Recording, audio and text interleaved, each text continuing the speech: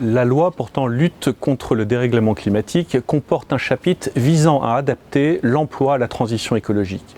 L'objectif étant clairement d'impliquer les représentants du personnel dans la transition écologique au sein de l'entreprise. La loi contient en effet un certain nombre de dispositions destinées à impliquer davantage les représentants du personnel, tant les organisations syndicales que les comités socio-économiques, dans toutes les entreprises implantées en France et employant plus de 50 salariés. L'ensemble de ces dispositions sont rentrées en vigueur le 25 août 2021 et doivent donc être prises en compte d'ores et déjà par les entreprises. Deux grands types de dispositions se dégagent de la loi. D'une part, des dispositions visant à inclure la transition écologique au cœur des relations sociales, notamment en intégrant la transition écologique dans la négociation de branches ou d'entreprises sur la gestion prévisionnelle des emplois et des compétences, et en intégrant le sujet de la transition écologique parmi les attributions consultatives des comités socio-économiques.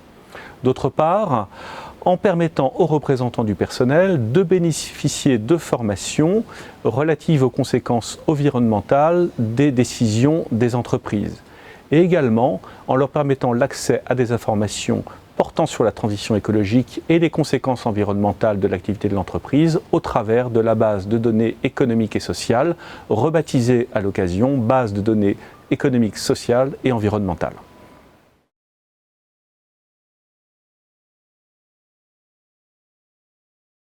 Au niveau de la branche professionnelle et dans les entreprises et groupes de plus de 300 salariés, la loi climat assigne un nouvel objectif aux négociations récurrentes: la prise en compte des enjeux de la transition écologique sur la gestion prévisionnelle des emplois et des compétences, ainsi que pour la gestion des emplois et des parcours professionnels. En matière de consultation du comité social et économique, le législateur a modifié les attributions consultatives de cet organe. Tout d'abord, en intégrant la prise en compte des conséquences environnementales des décisions de l'employeur à la mission générale du CSE qui vise à assurer une expression collective des salariés. Ainsi, le CSE devra être informé et consulté sur les conséquences environnementales des décisions et des mesures prises par l'employeur affectant l'organisation, la gestion et la marche générale de l'entreprise. Ensuite, en prévoyant que le CSE devra être informé et consulté sur les conséquences environnementales de l'activité dans l'entreprise à l'occasion des consultations récurrentes sur les orientations stratégiques, la politique économique et financière et la politique sociale de l'entreprise.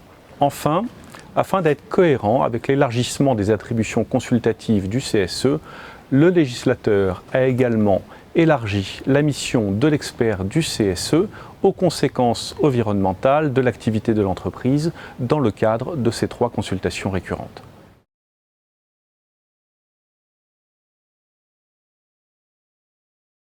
Il va bien évidemment falloir attendre plusieurs mois avant d'appréhender l'ensemble des conséquences pratiques et juridiques que ne manqueront pas de soulever ces dispositions pour les entreprises.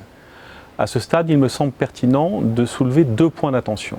La plupart de ces dispositions s'appliquent uniformément à l'ensemble des entreprises ayant plus de 50 salariés, seuil de mise en place du CSE. Le législateur n'a pas souhaité aménager ces dispositions en fonction de la taille de l'entreprise et des problématiques particulières posées par l'activité de l'entreprise en matière de transition écologique. Les grands groupes, notamment cotés, qui ont d'ores et déjà mis en place une politique de responsabilité sociétale de l'entreprise, disposeront probablement des compétences et des informations nécessaires pour remplir rapidement ces obligations et ainsi renforcer le dialogue social sur ces sujets avec leurs représentants du personnel. En revanche, pour les ETI et les PME, la mise en œuvre de ces dispositions va nécessiter un effort important, tant en matière de formation du management et des salariés, que de préparation et de traitement des informations qui vont devoir être fournies aux représentants du personnel.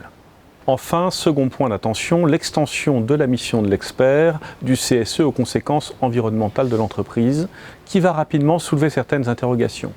Les experts comptables, qui sont les partenaires habituels du CSE pour les missions d'expertise, ne disposent pas de compétences particulières en la matière. Ils vont donc devoir s'adjoindre l'assistance d'un tiers. Cette assistance d'un tiers ne manquera pas de soulever des questions pratiques, concernant notamment sa compétence. Cet expert tiers dispose-t-il d'une compétence environnementale technique reconnue, concernant également le champ exact de sa mission et les modalités de détermination de sa rémunération.